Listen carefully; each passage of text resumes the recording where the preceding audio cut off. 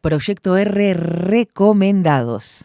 Está Laura Kropf, la oyentada la conocen, ella es docente de la Universidad Nacional de Río Negro, antropóloga, investigadora del CONICET, y va a estar presentando Movilidades obligadas, el desplazamiento a las ciudades como efecto del genocidio indígena.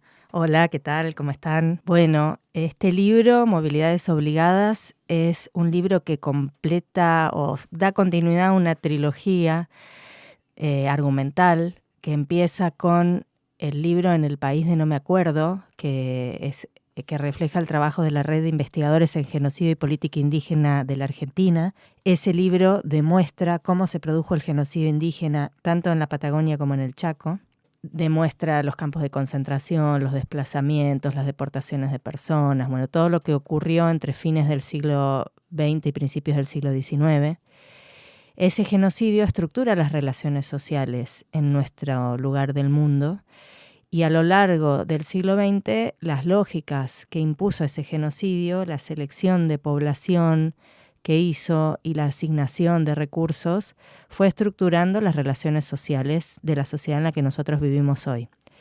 Hay un segundo libro que se llama La tierra de los otros, la dimensión territorial del genocidio indígena en Río Negro, que publicamos en el año 2019. Ese libro lo que hace es demostrar qué es lo que ocurrió con la tierra a partir del genocidio, y es lo que nos explica muchos de los conflictos territoriales del presente. Una de las cosas que ocurrió con la tierra es que se fue concentrando en manos de algunos y hubo otros que fueron sistemáticamente desplazados. La selección de quienes se pudieron quedar con la tierra fue racista, o sea, se podían quedar con la tierra primero las grandes empresas y después los inmigrantes europeos o sirio-libaneses, que eran definidos por el Estado como gente más seria, digamos, como personas aptas para contratar con el Estado. Mientras que quienes no respondían a ese modelo, que eran los pueblos que vivían allí antes de que el Estado llegara a ese lugar y que tenían una forma de vida diferente, que hablaban un idioma diferente, que tenían otras prácticas, esas personas debían desplazarse, no se las consideraba aptas para contratar tierras con el Estado.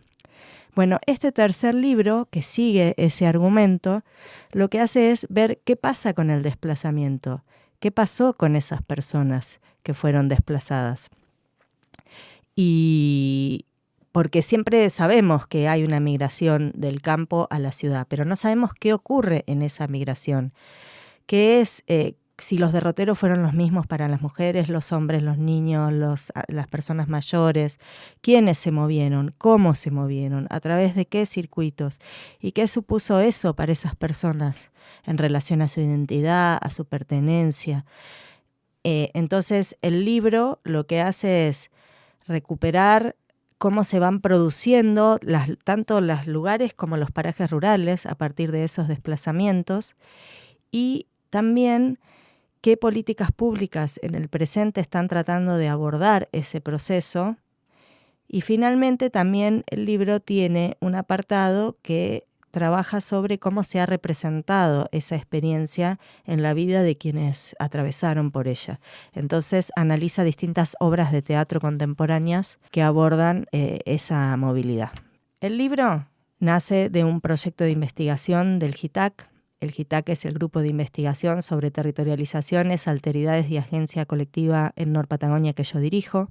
El GITAC tiene muchos proyectos distintos, este es uno de esos proyectos. El proyecto de investigación que dio origen a este libro comenzó en el año 2018. Fíjate que el año anterior habían matado a Rafael Nahuel y a Santiago Maldonado.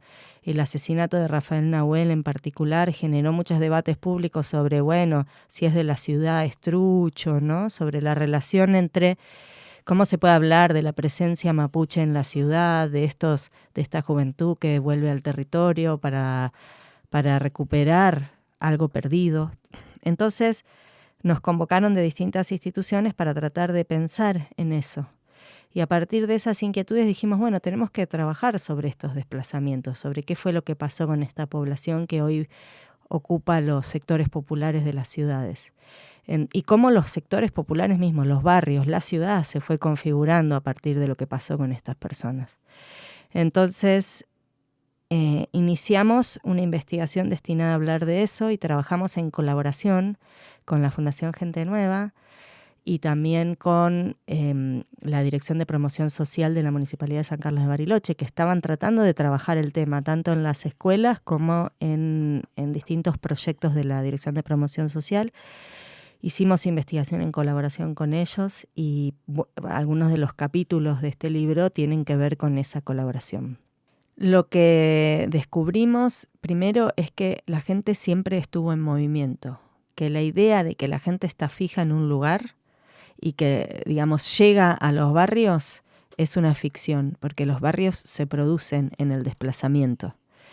La gente siempre se movió, el asunto es que las decisiones que toma sobre a dónde va, dónde pone su casa, dónde se ubica, están condicionadas. Y lo que hizo el genocidio fue establecer condiciones para ese movimiento. Y los barrios se fueron produciendo, fijando población en las ciudades. Pero claro, por ejemplo, uno de los barrios con los que nosotros trabajamos es el barrio Virgen Misionera, que está en una zona que el proyecto de desarrollo urbano privilegiaba como zona turística, como zona de alto precio inmobiliario, entonces no era coherente que hubiera ahí un barrio popular. Sin embargo, toda la gente que estaba ahí ya estaba ahí antes de que el barrio se constituyera como tal y en gran medida estaban ahí porque eran fuerza de trabajo de los proyectos turísticos, del centro atómico, del ejército, ¿no? Eran la fuerza de trabajo de esos lugares y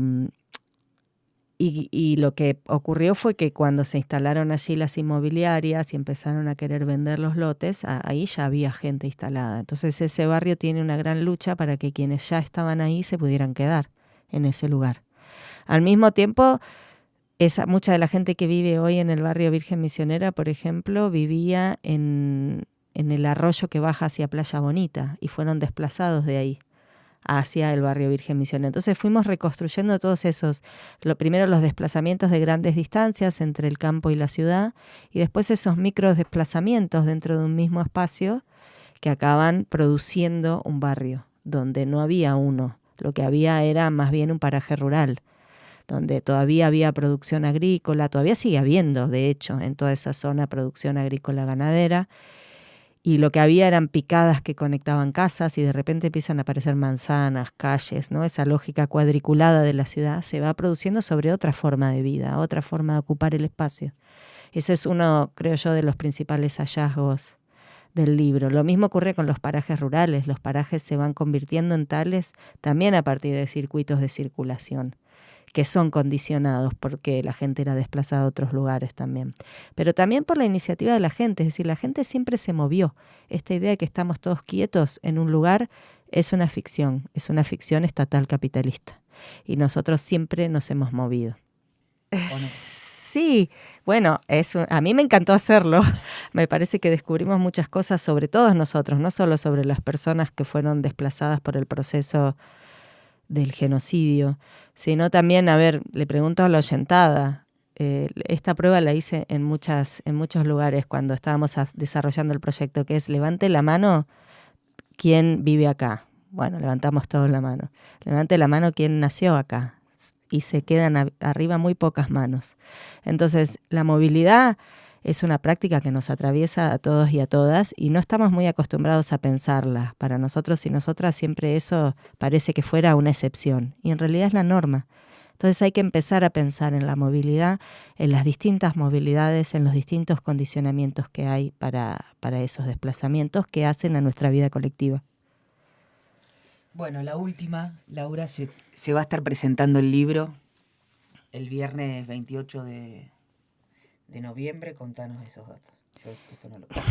Bueno, el viernes 28 de noviembre a las 18 horas en Anasagasti 1463, que es el edificio de la Universidad Nacional de Río Negro, se va a estar presentando este libro en el marco del coloquio anual del IDIPCA, que es el Instituto de Investigaciones en Diversidad Cultural y Procesos de Cambio, de la Universidad de Río Negro y del CONICET. El IDIPCA tiene un coloquio que dura 2 días, donde se van a discutir muchas cosas interesantes. También luego se va a circular ese programa, así que les recomiendo ir. Y como cierre de ese coloquio, a las 6 de la tarde se va a presentar este libro. Lo van a presentar Walter del Río y Lorena Cañuqueo, que son nuestros comentaristas invitados. Después va a haber una instancia de teatro leído que van a leer estudiantes de la carrera de teatro, porque nuestro libro tiene toda una tercera parte que es sobre teatro, sobre cómo el teatro representó estos fenómenos. Entonces va a haber teatro leído y después va a cerrar la poeta mapuche Vanessa Gallardo, que va a leer unos poemas también. Así que, bueno, les invitamos a que vengan.